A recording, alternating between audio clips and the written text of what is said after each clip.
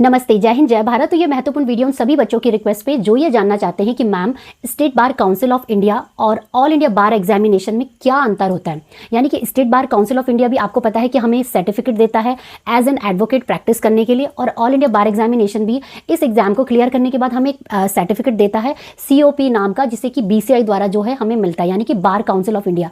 तो मैम ये बताइए कि ये दोनों सर्टिफिकेट तो हमारे पास होते हैं, लेकिन इन दोनों में अंतर क्या है? क्या इन दोनों का कोई अपना फायदा है, या अगर हमारे पास सिर्फ केवल state bar council of India का ही सर्टिफिकेट है तो क्या मैं भारत की किसी भी अदालत में प्रैक्टिस कर सकता हूं? तो प्यारे बच्चों, अगर आपके मन में भी है कुछ इसी प्रकार का डाउट और आप भी है लॉ फ्रेश ग्रेजुएट मेरी तरह, तो ये वीडियो होने वाला है आपके लिए। आज के वीडियो में मैं इन सभी डाउट को आपके क्लियर करने वाली हूं। इसके साथ साथ अगला वीडियो आने वाला है सर्टिफिकेट ऑफ प्रैक्टिस की फीस को लेके, जिसमें Gaurav Kumar versus Union of India का एक चर्चित जो था जजमेंट निकल के आया था, जिसमें कि सुप्रीम कोर्ट ने बोला था कि भाई फीस जो है आप एडवोकेट एक्ट के हिसाब से लेंगे। तो इसका वीडियो भी जो है जल्द आने वाला है, इसलिए चैनल को आप सब्सक्राइब कर लीजिएगा। बाकी सारी अपडेट के लिए लॉ की हो या जो भी करंट अफेयर्स है उनके लिए भी आप हमारे चैनल को सब्सक्राइब करके जा सकते हैं। तो चलिए स्टार्ट करते हैं अपना आज का वीडियो और जान लेते हैं कि क्या दोनों में अंतर है state bar council of India और ऑल इंडिया बार एग्जामिनेशन में। तो चलिए स्टार्ट करते हैं। तो प्यारे बच्चों देखिए, सबसे पहले आप ये समझिए कि भारत में वकील बनने की प्रक्रिया यही है कि आपको 12वीं पास करने के बाद विकल्प मिलता है कि आप 5 ईयर्स LLB इंटीग्रेटेड प्रोग्राम कर सकते हैं, और चाहे आप ग्रेजुएट करने के बाद भी जो है अपना LLB प्रोग्राम कर सकते हैं। इन प्रोग्राम को करने के लिए आपको CUT नाम का एंट्रेंस एग्जाम, चाहे क्लैट एग्जाम हो, या आप किसी भी प्राइवेट यूनिवर्सिटी में डायरेक्ट अपना एडमिशन भी ले सकते हैं। और उनके लिए बेसिकली ये होता है कि 45% मार्क जो है आपका या तो 12th में होना चाहिए या ग्रेजुएशन में। तो अब बात आती है कि भाई अगर आप अपना ये लॉ प्रोग्राम कंप्लीट कर लेते हैं, लॉ ग्रेजुएट आप बन जाते हैं, उसके बाद क्या? तो देखिए, सबसे पहला स्टेप और आपकी रिस्पॉन्सिबिलिटी बनती है कि आप अपने आप को state bar council of India में जो है अपने आप को रजिस्टर करवाए एज एन एडवोकेट। ठीक है, लेकिन बच्चों उससे भी पहले आप ये समझिए कि state bar council of India भी एक चीज है आपके सामने, एक ऑल इंडिया बार एग्जामिनेशन भी है, और सबसे ऊपर बैठा है आपका हेड BCI। क्या है ये BCI? देखिए, जो BCI है ना, उसका मतलब होता है बार council of India. Bar council of India जो कि अपने आप में गवर्निंग बॉडी है, रेगुलेटिंग बॉडी है, यानी कि जैसे कि ये हेड ऑफ द फैमिली की तरह काम कर रही है, और ये देखती है आपके स्टेट को भी। आप इसे ऐसे समझिए, याद रखना है कि BCI जो है इंडिया लगा, तो इंडिया मतलब सबसे बड़ा, ये सबसे बड़ा हो गया, और स्टेट यानी कि छोटा है, यानी कि BCI जो है किसको देखती है? State bar council of India को। ठीक है, तो ये इनको भी देखती है। दूसरा आता है आपका ऑल इंडिया बार एग्जामिनेशन। ये कैसे काम करता है हम ये समझते हैं। देखिए, जब आप वकालत करते हैं ना, तो आप देखते हैं कि आपके जो वकील है, कभी वो मुंबई हाई कोर्ट में होते हैं, कभी वो दिल्ली हाई कोर्ट में होते हैं, लेकिन वो कैसे पहुंचते हैं, वो इतनी सारी जगह किस तरीके से वकालत कर पाते हैं?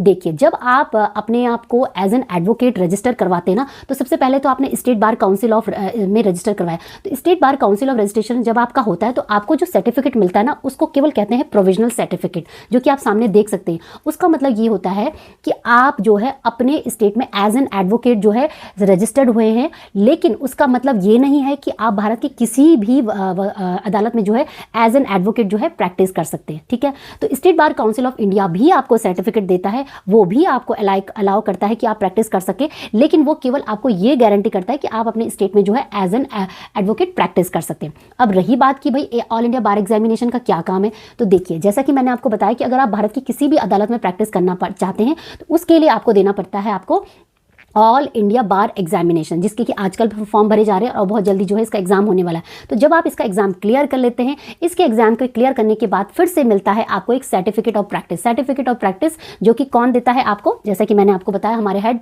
कौन है? BCI। तो ये BCI बेसिकली आपको सर्टिफिकेट ऑफ प्रैक्टिस देते हैं, और इस सर्टिफिकेट ऑफ प्रैक्टिस को प्राप्त करने के बाद आप कहीं पे भी जो है अपनी जो है एज ए वकालत प्रैक्टिस कर सकते हैं। तो ये सबसे बड़ा जो डिफरेंस है state bar council of India में और जो हमारा BCI के जो सर्टिफिकेट ऑफ प्रैक्टिस है, ये सबसे बड़ा अंतर है।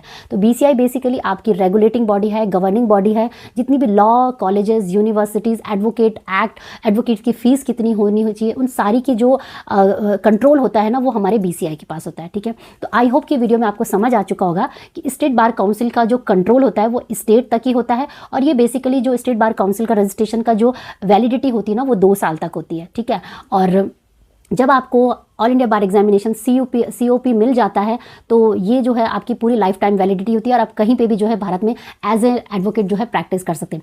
और बच्चों का एक प्रश्न ये होता है कि मैम हम किस स्टेट बार काउंसिल में जो है अपने आप को एनरोल करवाएं, रजिस्टर करवाएं? तो देखिए, ये होता है अमूमन तौर पर कि जो भी बच्चा जिस स्टेट का होता है, वो अपने आप को उस स्टेट में एनरोल कराना प्रेफर करता है, क्योंकि भाई जाहिर सी बात है कि जिस स्टेट में आप रहेंगे वो आपके लिए कन्वीनियंट रहता है प्रैक्टिस करने के लिए। ठीक है, इसके साथ साथ अगर आप लॉ फ्रेश ग्रेजुएट है, तो आपको पता होना चाहिए कि जब आप ऑल इंडिया बार एग्जामिनेशन देंगे अपने लॉ को कंप्लीट करने के बाद, तो आपकी फ़ीस कितनी होती है, क्योंकि इसके फ़ीस के मैटर को लेके भी सुप्रीम कोर्ट में जो है एक जजमेंट सुनाया गया Gaurav Kumar versus Union of India का, जिसमें साफ साफ लिखा है, बीसीआई ने अपना बकायदा लेटर भी छापा है, देखिए सामने आप देख सकते हैं। इसमें उन्होंने बोला है कि जो फीस होगी ऑल इंडिया बार एग्जामिनेशन की, वो होगी आपकी 3,500 रुपये जनरल कैटेगरी के लिए और 2,500 रुपये आपकी SC/ST कैटेगरी के लिए। अब इसके साथ साथ दूसरी एक और चीज़ निकल के आई कि भाई जो state bar council of India जो एनरोलमेंट फीस लेते हैं एडवोकेट की, उसकी फीस को लेके भी फिर से जो था मैटर सुप्रीम कोर्ट गया, और ऐसा किरण बाबू वर्सेस जो कर्नाटका का भी जो एक केस था, इसमें भी साफ साफ बीसीआई ने बोला है और सुप्रीम कोर्ट ने अपने जजमेंट में बोला है कि एडवोकेट एक्ट के अंदर में जो है एनरोलमेंट फीस जो बताई है वो यही है कि 750 जो है आपके जनरल कैटेगरी के लिए होंगी enrolment fees as an advocate, और 125 रुपये आपके SC/ST। इसके अतिरिक्त कोई भी state bar council of India ना तो मिसिलेनियस फीस के नाम से, ना ऑप्शनल फीस के नाम से, या स्टैम्प ड्यूटी या जो भी फीस के नाम पे state bar council of India certificate practice के नाम से कुछ फीस लेते हैं तो वो नहीं ली जाएगी, क्योंकि एडवोकेट एक्ट यही कहता है कि 750 रुपये और 125 रुपये ही आपकी फीस है। ठीक है, तो ये तो था एक आपके लोगों के लिए अपडेट। बाकी इसके ऊपर डिटेल वीडियो हम लोग बनाया है, जैसे कि मैंने आपको बताया है शुरू में वीडियो में कि डिटेल वीडियो भी इसके सर्टिफिकेट प्रैक्टिस की फीस को लेकर आए, तो आप उसे जरूर देखिएगा सो दैट कि आपका पूरा डाउट जो है एक ही बार में क्लियर हो जाए। बाकी लगातार चैनल पर अपडेटेड वीडियो आएंगे बच्चों, तो आप चैनल को सब्सक्राइब करके जा सकते हैं अगर आपको वीडियो अच्छा लगा है। बाकी लॉ से जुड़े सारी जानकारियों के लिए और जो भी करंट अफेयर्स देश दुनिया में जो कुछ भी हो रहा है उन सारी अपडेट के लिए हमारे चैनल के माध्यम से आप लोगों तक जो है कुछ ना कुछ छोटी मोटी रील्स या जो है शॉर्ट्स वीडियो या कोई भी लॉन्ग वीडियो के माध्यम से पहुंचाते रहेंगे। बस बच्चों, यही था आज का वीडियो, और वीडियो के लिए बहुत बहुत धन्यवाद। मिलेंगे मेरे कुछ नए अच्छे इंटरेस्टिंग वीडियो के साथ, तब तक के लिए जय हिंद, जय भारत। धन्यवाद। सत्यमेव जयते। धन्यवाद। जय हिंद।